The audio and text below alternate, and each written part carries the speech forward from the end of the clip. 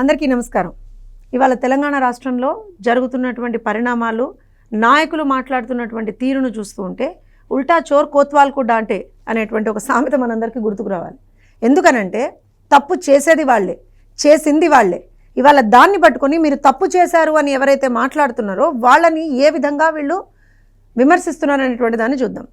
First of all, phone tapping అనేటువంటిది చేసింది ఎవరు? ఏ ప్రభుత్వ హయాంలో జరిగింది?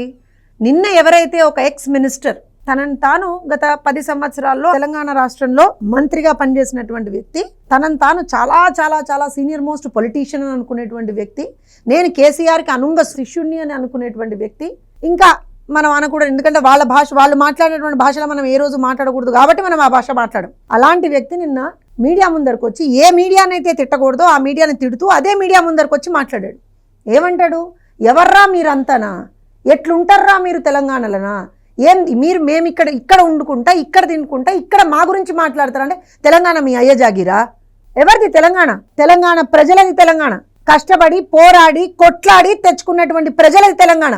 ఏ పార్టీ సొత్తు కాదు తెలంగాణ. ఎవరు తెలంగాణలో ఏ పార్టీ వాళ్ళు అన్ని తప్పు చేసినా సరే ప్రజలు వాళ్ళని ఖచ్చితంగా ప్రశ్నిస్తారు.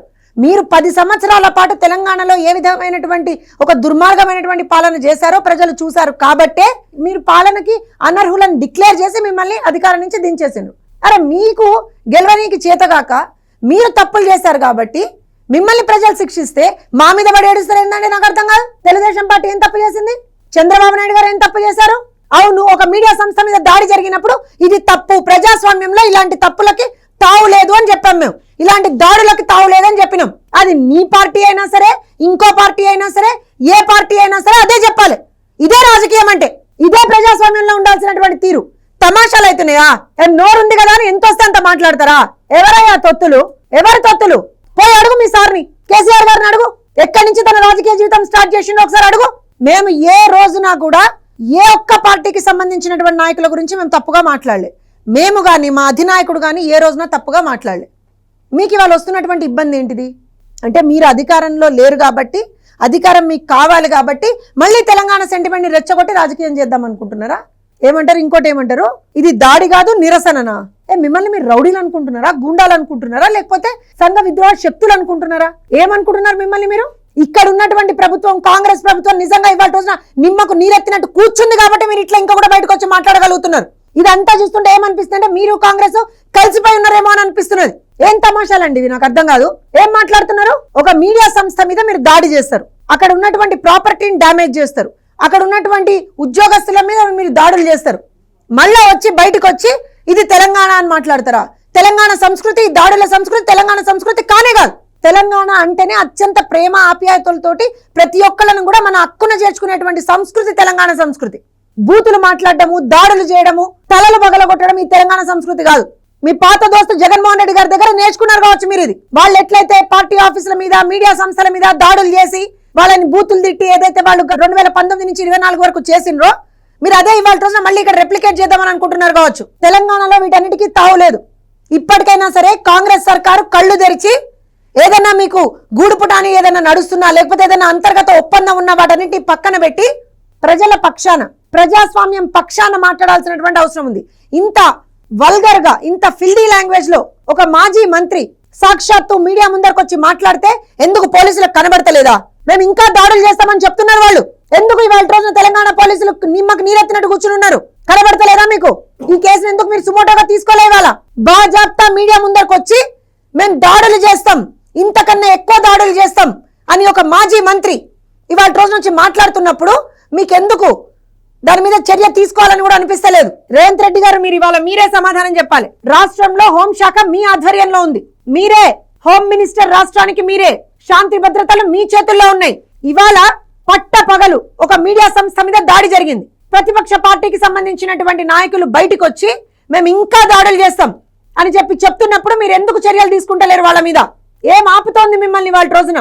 ఇంకొకటి చెప్తున్నాం, బీఆర్ఎస్ నాయకులకి ఒకటే మాట చెప్తున్నాం, మీరు రాజకీయంగా ఎదుర్కొనేటువంటి సత్తా మీకుంటే రాజకీయంగా ఎదుర్కోండి.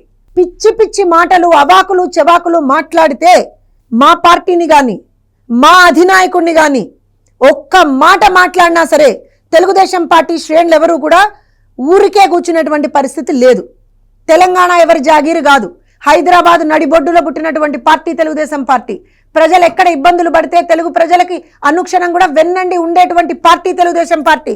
ఇవాళ రోజున ప్రపంచ పటంలో హైదరాబాద్ అనేటువంటి ఒక బ్రహ్మాండమైనటువంటి బ్రాండ్ ఇమేజ్ క్రియేట్ చేసినటువంటి పార్టీ తెలుగుదేశం పార్టీ. క్రియేట్ చేసినటువంటి నాయకుడు నారా చంద్రబాబు నాయుడు గారు. వెళ్ళి మీ కేటీఆర్ గారిని అడగండి జగదీశ్వర్ రెడ్డి గారు, లేదా మీ కేసీఆర్ని అడగండి జగదీశ్వర్ రెడ్డి గారు.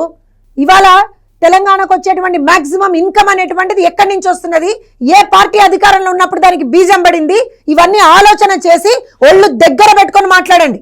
రారా పోరా ఇవి కాదు సంస్కృతి, ఇది రాజకీయం అన్నారు దీన్ని. ఇది తెలంగాణ సంస్కృతి కానే కాదు. ఒక్కటే చెప్తున్నాం, ఇప్పటికైనా సరే కాంగ్రెస్ ప్రభుత్వం ఖచ్చితంగా వీళ్ళందరి మీద చర్యలు తీసుకోవాల్సినటువంటి అవసరం ఉంది. బీఆర్ఎస్ నాయకులకు కూడా చెప్తున్నాం, మీరు రాజకీయంగా ఎవరిని ఎదుర్కొంటారో ఎదుర్కోండి, అంతే తప్పించి తెలుగుదేశం పార్టీ గురించి కానీ నారా చంద్రబాబు నాయుడు గారి గురించి కానీ ఇంకొకసారి ఎక్కడైనా సరే ఎవరైనా సరే మాట దూలితే మాత్రం మర్యాద దక్కదు. మొన్న కవిత గారు, అంతకు ముందర ఇంకొక నాయకుడు, నిన్న జగదీశ్వర్ రెడ్డి గారు. మీ భయం ఏంటండి? అసలు మీ భయం ఏంటి? చంద్రబాబు నాయుడు గారిని చూస్తే మీకు ఎందుకంత భయం? ఎందుకు? ఆయన ప్రజల పక్షాన నిలబడి పోరాడతాడు కాబట్టా? ఎందుకు? తెలుగుదేశం పార్టీ ప్రజల పార్టీ కాబట్టా? మేము వస్తే మళ్ళీ మీకున్నటువంటి ప్రతి ఒక్క, మీరు చేసినటువంటి ప్రతి ఒక్క తప్పుని మేము బయట పెడతామనే భయమా మీకు? ఏంటి మీ భయం? ఎన్ని రోజులు మీ దౌర్జన్యం ఇట్లా? అంటే మీరు తప్పు చెయ్యొచ్చు, ఆ తప్పుని ఎవరైనా ప్రశ్నిస్తే మాత్రం వాళ్ళ మీద మీరు దాడులకు ఎగబడతారా? అక్కడ ఏం జరిగిందో ఎవరికి తెలియదు. ప్రజాస్వామ్యంలో భౌతిక దాడులకి తావు లేదు. అందుకని ఒక మీడియా సంస్థ మీద దాడి జరిగినప్పుడు ప్రతి ఒక్కళ్ళు అక్రాస్ ద పార్టీస్ అందరూ కూడా దాన్ని ఖండించిండ్రు. ఓన్లీ చంద్రబాబు నాయుడు గారి గురించి, ఆంధ్రప్రదేశ్ లో ఉన్నటువంటి కొంతమంది మంత్రుల గురించే మాత్రం ఎందుకు మాట్లాడినండి మీరు? ఇవాళ అడుగుతున్నాం కవిత గారిని. పెద్ద పెద్ద మాటలు మాట్లాడుతున్నారు కదా గత కొన్ని నెలల నుంచి. మీ పార్టీలోనే అంతర్గతంగా ఏవో ప్రాబ్లమ్స్ ఉన్నాయని కూడా మాట్లాడింది కదా. భౌతిక దాడులకు తెలంగాణలో స్థానం ఉందా? కవిత గారు, మొన్న జరిగినటువంటి దాడి గురించి మీ స్పందన ఏంటి? అయ్యా కేటీఆర్ గారు, మీ స్పందన ఏంటో చెప్పండి. కేసీఆర్ గారు, మీ స్పందన ఏంటో చెప్పండి. ఇదేనా ఇన్ని సంవత్సరాల తెలంగాణ ప్రస్థానంలో మనం ఆఖరికి రేపు పొద్దున అందరికీ చూపించగలిగేది ఇదేనా? అవు మేము అందరి మీద దాడులు చేస్తాం, కొడతాం, తిడతాం, ఇదా? ఇంకా నిస్సిగ్గుగా బయటకు వచ్చి ఏం మాట్లాడతారండి? ఇది దాడి కాదు, నిరసననా? మా నిరసనే ఈ స్థాయిలో ఉంటే మా దాడులు ఏ స్థాయిలో ఉంటే ఏం బెదిరిస్తున్నారా? అండ్ రోడ్ చాప్ రౌడీలు అంటారు చూస్తున్నా, అట్లనా? మీరేమన్నా రాజకీయ నాయకులు కాదు? మీరు బాధ్యతాయుతమైనటువంటి పదవులు ఇచ్చేసినటువంటి వాళ్ళు కాదు? మీరు ఏం మెసేజ్ ఇస్తున్నారండి మీరు సమాజానికి? ఈ రకంగా వెంటనే మేము ప్రభుత్వాన్ని క్లియర్ గా డిమాండ్ చేస్తా ఉన్నాం, వెంటనే వీళ్ళ మీద చర్యలు తీసుకోవాల్సిందే.